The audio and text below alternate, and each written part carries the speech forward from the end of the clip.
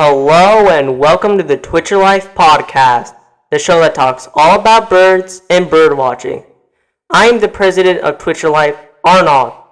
Today, I will be going to identify the differences between four pairs of birds. There have been 4 podcasts previously with comparison before, if you are interested to listen to those as well. This will be the 5th part. The first comparison features 2 iconic coastal birds, the American white pelican and the brown pelican. While they share a same iconic pouch, their lifestyles and looks could be more different. The most obvious difference is their color and size.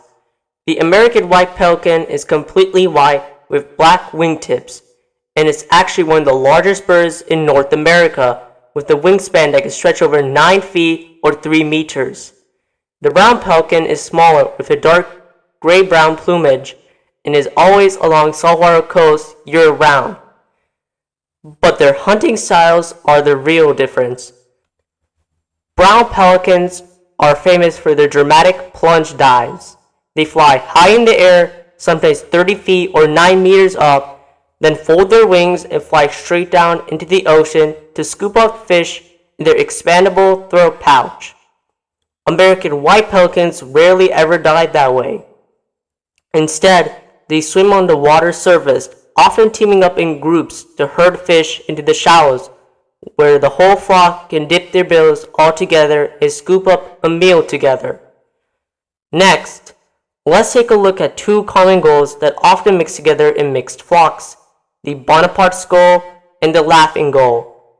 During the spring and summer breeding seasons, both of these gulls grow black hoods on their heads, which confuses a lot of bird watchers who assume hood color alone is enough for an ID. Outside of breeding season, both species get rid of the hood entirely, leaving just a small dark smudge behind the eye, which makes the confusion even worse for less experienced bird watchers. To tell them apart, look closely at their bills and overall size.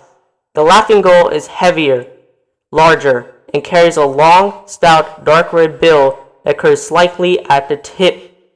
The Bonaparte's gull is much smaller, almost pigeon-sized, with a thin, needle-like black bill.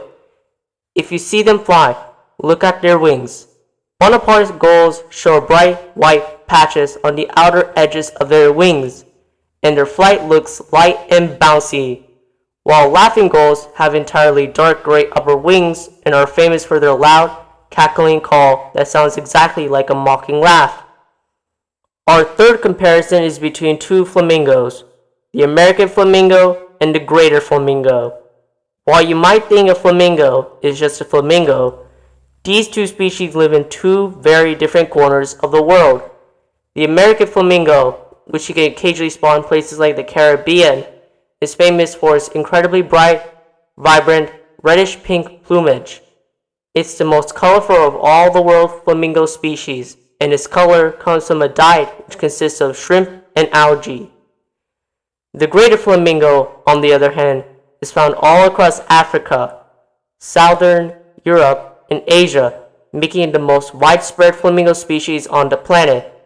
It's noticeably taller and bulkier than the American flamingo, but its feathers are much paler, almost white or light pink, with bright pink color mainly to its wings and visible only in flight. If you are looking at a bird that looks like a sunset, you are looking at an American flamingo. If it looks like a pink cloud, it's a greater flamingo. For our final comparison, let's consider 2 chickadees, the Carolina chickadee and the black-capped chickadee. These 2 tiny energetic visitors look so similar with their black caps and bibs that even expert birders have to slow down, pull out a guide, and listen carefully before using an ID, especially since 2 species can occasionally interbreed where their ranges meet. Because their physical differences are so subtle, the absolute best clue is geography. Black-capped chickadees are the northern species, stretching over across Canada and the northern US, while Carolina chickadees take over the southern U.S. But if you live in the narrow zone where the ranges overlap, you have to use your eyes and ears. The black-capped chickadee has brighter white edges on its wing feathers and a clean edge to its black bib. The Carolina chickadee's feathers look more gray, and his bib has a slightly messy lower edge. If they sing, the black-capped chickadee gives this song, while a Carolina chickadee sings this tune.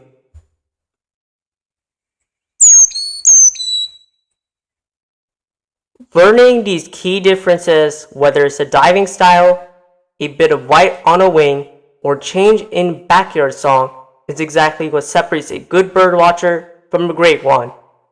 Hope you listeners like the topic today and will share with other bird lovers. So, with that, we have reached the end of the podcast. If you want to reach us out, follow us on YouTube, Instagram, Facebook, and TikTok. The channel name is Twitcher Life. Thank you so much for listening. Peace!